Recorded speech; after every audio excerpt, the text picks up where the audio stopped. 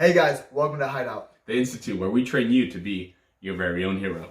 Alright guys, today's video is going to be a little bit more on the fun side. We're going to be talking about the concepts of power-ups and transformation and things like the different variables that actually go into like those roles in like real life scenarios, as well like obviously in comic and anime. What makes those iconic moments so iconic? When all the chips are down, there's no hope, bad guys look like they're about to win, and we're going to see something devastating possibly happen. Yeah, and then the heroes get a massive power up and they transform into this whole brand new basically person where they're stronger, faster, they look different, but there's something that triggers them to get to that point, but there's also a build up to that as well. Like in the Frieza saga, when we get to see our boy Goku go Super Saiyan after Krillin is killed by Frieza.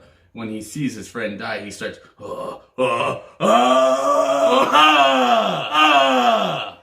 now kind of like that. Now that our transformations are complete. You got Goku Sorry, and got Baki a little into it. Yeah, guys. So, other examples that we can name off. It's gonna be like when Ichigo, when he was fighting in Hueco Mundo. I'm probably mispronouncing that, but it's okay. When he was fighting, when he was, it's actually Spanish. Oh, really? Yeah. What? Yeah. Hueco Mundo. Yeah. All the big bads in Bleach for a portion of the series are actually Mexican. Bro, we're actually represented by Chad. At least we get one. We get one. Get one. We're there. And Chad's pretty cool, even though his powers are kind of evil, but it's like whatever. But anyways, so it's when Ichigo is fighting Grimmjow in Hueco Mundo, and for the first time we actually get to see him not only fully be able to fight in his fully holification, or I forget what they call it.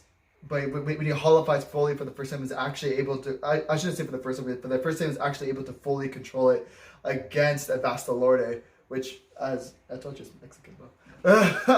Yeah, so Bastalorde, which as you guys know, is one of the big bads of it. I believe he was ranked 6 amongst the other Bastalordes or Espadas. Sorry, someone's gonna roast me on the comments. I know. That's okay. But I know they're Espadas. Whatever. Trolls are coming.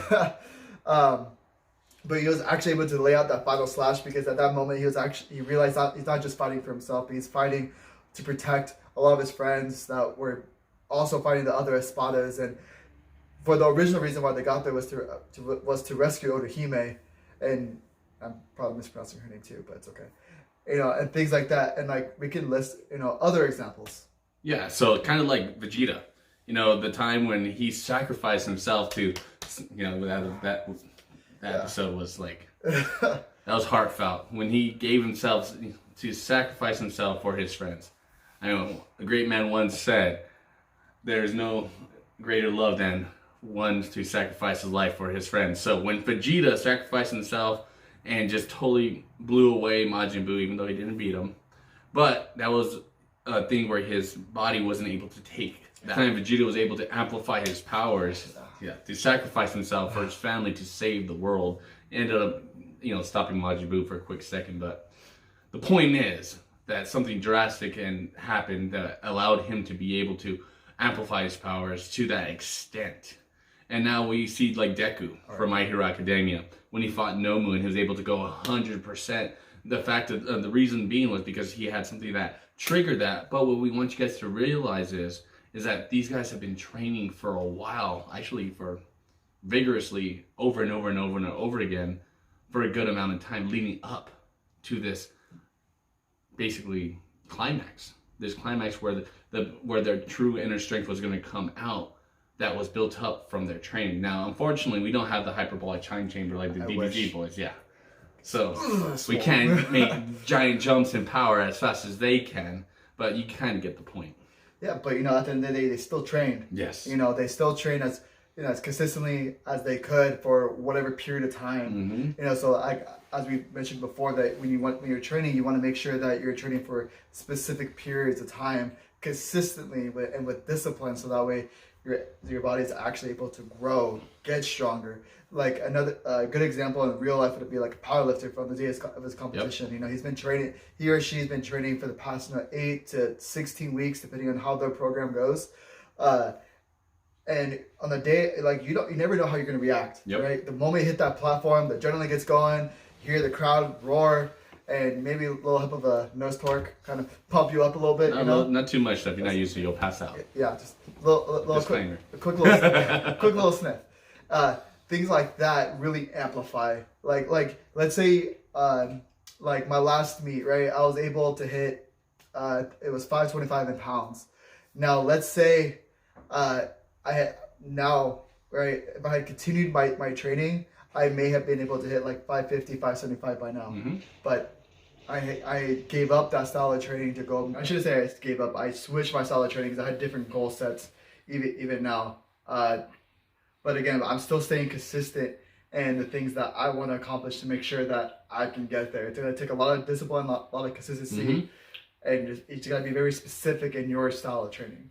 Yeah, so, like the DBZ boys, of course, Goku, they were very specific with the training. It was fighting. There was fighting, it was ki blast, stuff like that, instant transmission, utilizing that over and over and over again, and then placing themselves under resistance, like gravity training, very specific stuff to what they were going to be fighting like. They trained the way they trained is how they fought. So as they started amplifying up their training and doing that over and over and over again, they sharpened their skills. Kind of like bodybuilding, and this is something that I could really,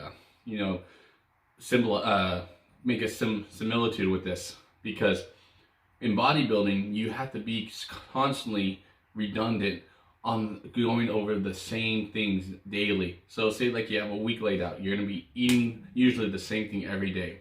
You're going to be having a strict training protocol. You're going to be on top of the cardio. For years, you're going to have your off season where you're focusing on bulking up and you have to take in a certain amount of calories and you have to take in those calories daily, and you're training hard, and then you're making sure you're getting enough rest. You're doing this over and over and over again. That's what the DBZ boys did.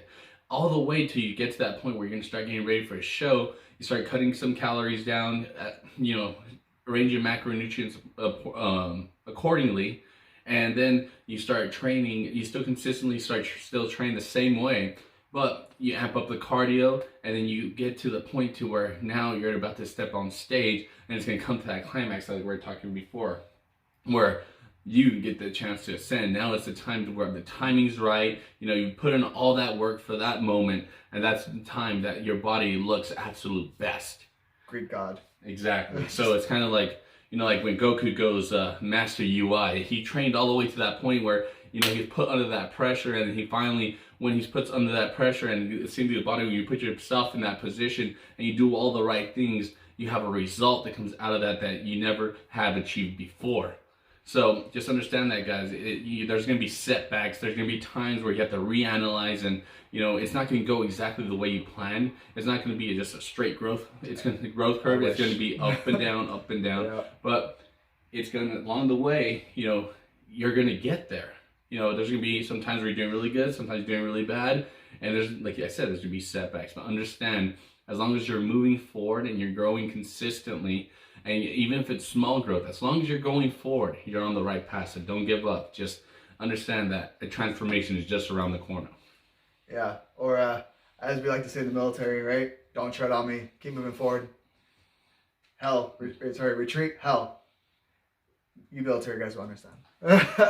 Another disclaimer: I do not serve. All right, guys. Well, that's it. That's everything for today's video. We really hope that you guys enjoyed it. I know we did. Got to put on the wigs again. Yeah. Kind of miss cosplaying. Thanks, COVID. I know, seriously. We were really looking forward for WonderCon, but that kind of got taken out of our agenda. So yeah, at least for now. We'll see in the future. All right, but ladies and gents, really hope you did enjoy the video, and if you did, please like, subscribe, comment, all that jazz, and share it with your friends. And again, if you guys have any questions, leave them down in the comments below. We'll try to get through it as much as we can. And if you want, we also have all of our social media links down in the descriptions below. All right, guys. Before we get off, just to mention to all you out there, the reason we got into training all together is because of DBZ. Dragon Ball Z, man. We saw them training day in, day out. And literally, if you watch Dragon Ball Z and you see how they live their lives, that is exactly what it takes to be successful in, say, any sport. Yeah, any sport, anything you do in life. Yeah, you do it over and over and over. You have a passion for it and you have a drive for it. You have a big why to accomplish it. you can get there. Dragon Ball Z embodies that. They're training every day. They're going after it. They're eating big loads of food. They're resting. They're doing it again, doing it again, doing it. And it's the same thing. 50 bowls of rice at least. Yeah. And all that sashimi, bro. Yeah, I know. I'm jealous. But understand that, guys. You get it. It's going to be very redundant and something you're going to have to go over and over and over again, and it has to be specific.